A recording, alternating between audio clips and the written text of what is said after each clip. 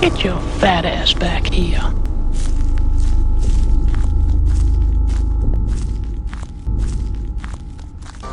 Holy moly! It must be my birthday.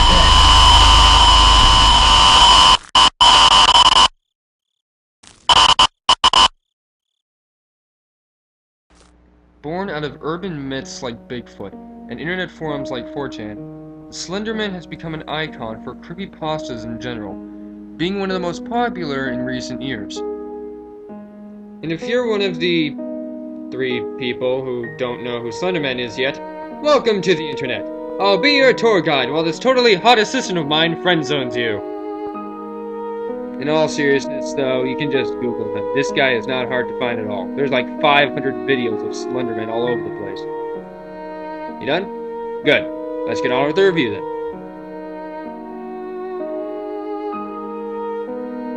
Now here's the kicker about the story in this game.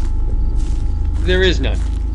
The game just literally drops you in the middle of the woods and tells you to go after 8 pages with no real backstory on why. So unless you know the whole story on Slenderman, you really can't fully enjoy this game.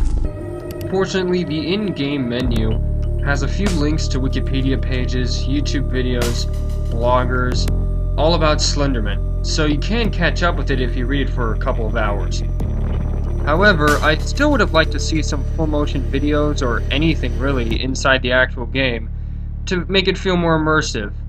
Look, I know it was made by one guy with a small budget, but still, he could have just ripped some videos from the internet. It's not that hard. So long story short, the story could have been better.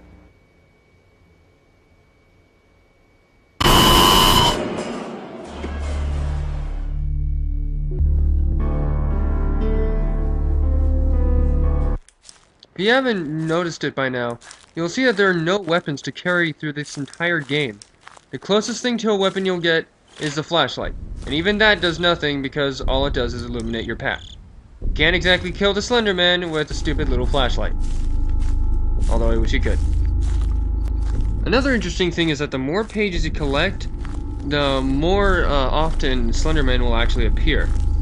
Plus, with every new page, a new part of the music is added that really builds up the atmosphere and makes the game a lot scarier. But is it really the scariest game I've ever played? Well, no. It's not one of the scariest games I've ever played, but it is one of the scarier games I've played in recent memory. Although the way it tries to scare you is an obvious influence from another very scary game, Amnesia.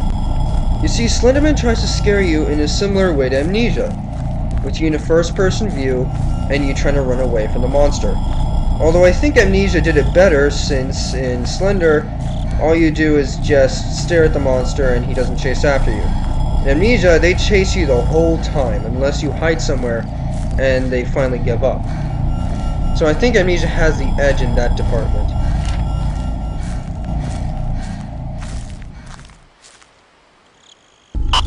As I've said before, this game just oozes the atmosphere that it gives you. It may not be the scariest game ever created, but it damn well tries to be. And it succeeds in some areas, like the atmosphere, but unfortunately the graphical limitations holds it back in some places. The trees don't look nearly as detailed as they could have been. With even a small budget, you could try to make trees more realistic, and the grass can look better too as well. But the graphical limitations work in one respect, and that is showing the actual Slenderman. Or lack thereof, because there isn't much detail put into Slenderman. It actually gets scarier, because it's actually scientifically proven that the less you know about a monster, the more scared you are of it, because you get paranoid of what that monster can actually look like. And because you only can catch a glimpse of it too, that actually helps in that department. So kudos to whoever made this. I'll look up his name later.